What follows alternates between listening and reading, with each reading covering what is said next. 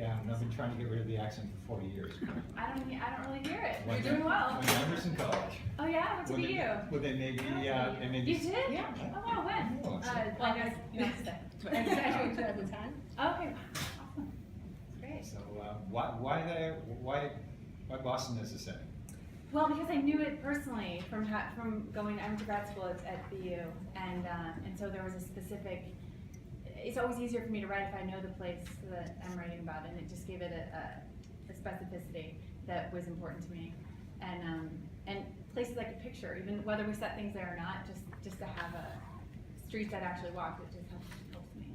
It's got a weird enough history that a lot of this stuff could happen. Absolutely, and that's the other thing is there's sort of famous, clearly notorious serial killers in that part of the world, and so so that was something that it felt right. There was also the history of massive construction projects which factor into the backstory and the mythology of all of it. So that was a key piece of it as well. Corinne, is this your first time around as a showrunner? It is, yeah. What's been kind of the biggest aspect of the learning curve for you? Oh gosh, I could write a book about that. I think there's been two massive surprises to me as a showrunner, because I've worked under so many amazing showrunners, and you try to cull tips from all of them. The thing I didn't realize is how little time you actually spend in the writer's room and writing, which is the one thing you feel most equipped to do. It's what you have the least time for. That's somewhat startling. And it's also difficult that there has to be a very clear creative vision, but there also have to be constant compromises, and there has to be sort of an instinctive knowledge of when to make those and how far to go and what to fight for, and that's always a process that I didn't have to be part of before, Mm-hmm. So you didn't have to have any battles before. So and there's also so much talk about just budget and scheduling, like logistical things that really have very little to do with creativity, actually kind of the opposite of creativity. So Do you miss the writer's room? I do, I really do. I miss the writer's room so much, because that's where I feel, that's my habitat. That's where I feel most useful and happiest in terms of work. It's not my only happy place in the world, but. Right. What's the appeal of doing it as a miniseries rather than a series where there's an open-ended quality to it? Well, it was very important to me to tell a compelling, satisfying story in 13 episodes, as opposed to artificially extending it beyond what it naturally wants to be. So this was always one big story. We thought of it as a compelling summer novel broken into 13 chapters. And that's how we wanted it to feel. We want to feel, when you get to the end, like I went along for this entire ride and I got the payoff and I know the answer. But I always pitched it as a seasonal anthology, renewable. So we had six possibilities for future seasons, which are in the same sort of theme of a complicated family with a mystery and a big twist in the middle. So Did you want it to feel like a summer read almost? yes, Yeah. yeah, exactly. So how worried should we be about this kid? He is very, very disturbed. He is disturbed, but you'll see, and I think this comes across more clearly in future episodes, that there's a dark comedy to him that has really been fun for us in the writer's room, and he's so gifted, Gabe, that actor, and he's wonderful. Yeah, he's very disturbing, but I think it feels more disturbing than you'll see a shift, is what I'll say.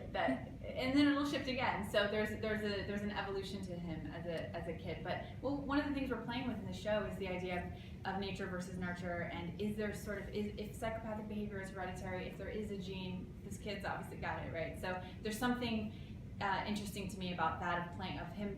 He represents this sort of living evidence or suggestion that there is something awry in his family. Or maybe he's just a bizarrely curious kid who hasn't figured out boundaries yet. I mean, time will tell. What were your thoughts on casting? My thoughts, just in terms of how we came to everybody? Yeah. My overall thoughts on casting is the takeaway is I feel incredibly fortunate with this cast. It's a phenomenal ensemble. They're all deeply talented and invested and committed and interesting, and they surprise me every day. I love watching the dailies, and they're really wonderful actors. So, I mean, just to go, did you have any Go questions about ahead. any particular Well, ones, or- Julia Rollins, it's going to be a great chance for, because she's done cable stuff, but it's going to be a great chance for CBS type viewers to see some. Yeah, She's absolutely. amazing. I think people will absolutely love Juliet. She's incredible. We adore her, and we were so happy to get her. And each of them, they're all so special. Anthony's phenomenal. I don't know if you guys watched Banshee, but he's wonderful. He's so interesting and just riveting, and does so much subtextually, which I love, an actor. And Justin is phenomenal too. I mean, I only have like extremely effusive adjectives to use for these people because they're all absolutely incredible. I think Justin has there's a particular magic to how he and the character kind of he just brings something very, very specific and authentic and interesting. He's chosen this physicality for the character that is very specific, and he just brings all these things sort of that are not at all about dialogue or story, or more about the actual physical embodiment of the character. I think he's really remarkable that way. And Megan Ketch is just phenomenal. You'll fall in love with her. And of course Virginia Madsen. I mean, she's one of a kind. We're incredibly thrilled to have her on board, and she's excellent. It actually seems really easy for her. I don't know what it is, but she's got a grace with it. She does. You'll see, and you'll see, you know, for obvious reasons, sort of hiding her in plain sight. She doesn't have a lot of dialogue in the pilot by design, so that, and then as we now get to move into the rest of the season, she's front and center. So, yeah. You touched on the dark comedy with Gabriel's character, but how important was it to have that kind of dark levity with kind of the dark murders and serial killer type world that it is? Hugely important to me. It's a massive part of the tone of the show. It was always, I remember saying in the pitch, I don't want this to be relentlessly grim and serious. That there has to be, I love gallows humor. I always think there's room for comedy in almost any situation. So, and that's just what I enjoy watching, things that are dark but tinged with comedy, or comedy tinged with darkness. But I always like a combination. And the first show I ever worked on as a writer was Boston Legal. So that was, not heavy and dark, but certainly weighty subjects and intense material that we got to then temper with comedy that could be really broad and really fun, and I love that combination. So it's been very important to me.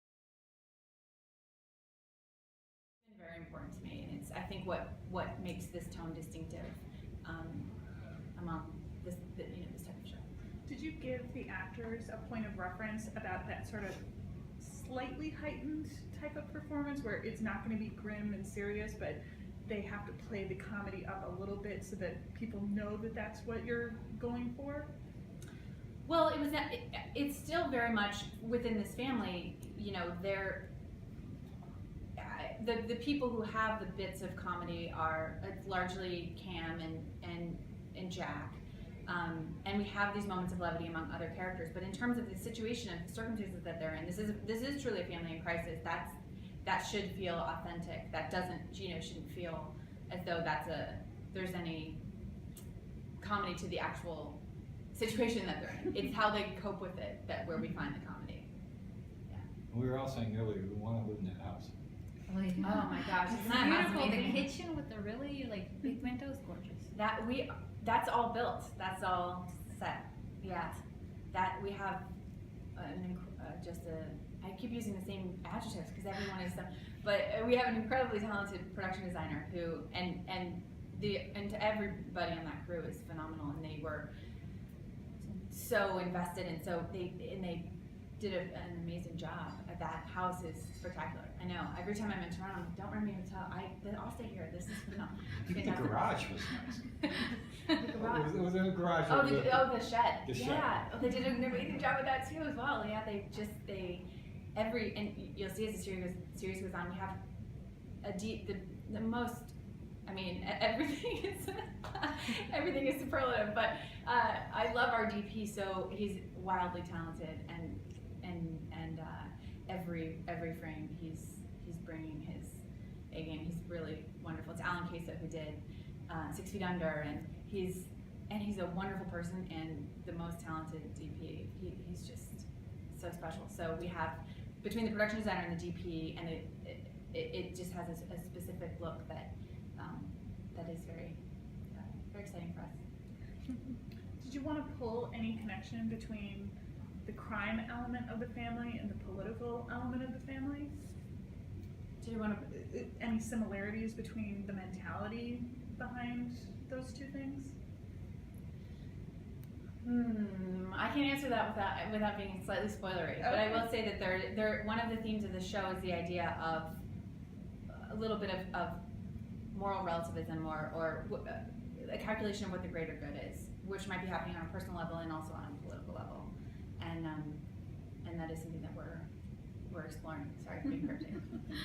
What are your influences in terms of TV or film or books for this series?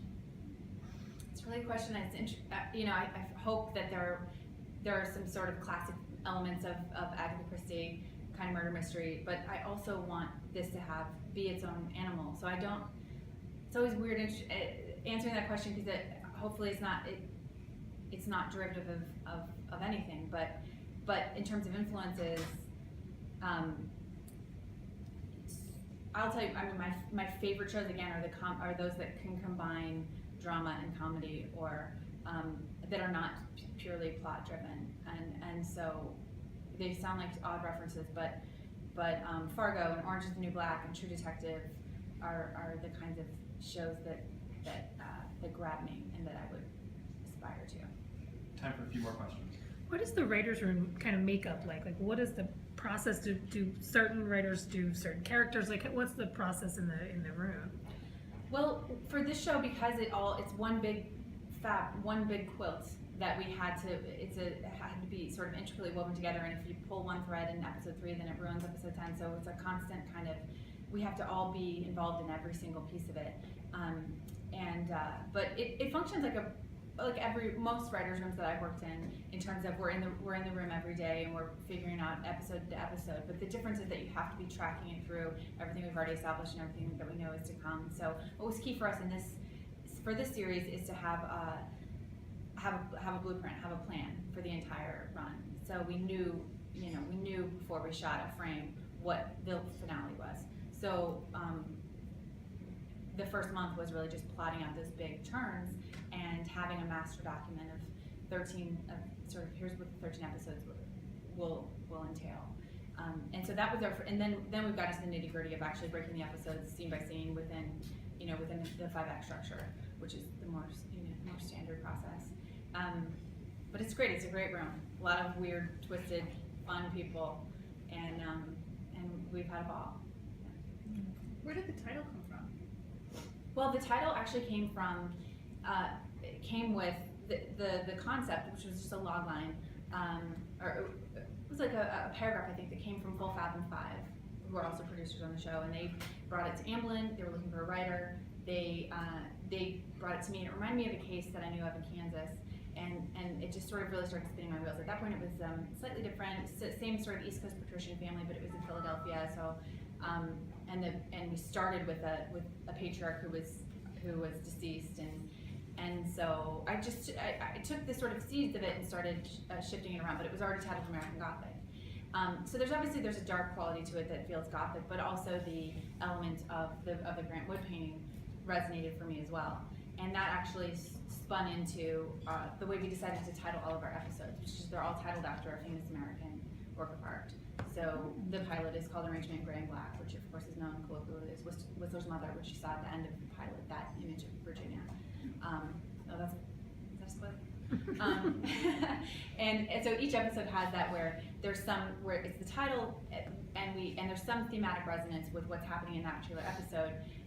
And then we also have somewhere within the frame we have an homage to that painting. So it's not a direct literal homage, but it's some sort of tribute to the actual paintings, as we saw at the end of the pilot. So and that all sort of spun from the fact that was how that pitch paragraph was titled. So Thank you, everybody. Thank you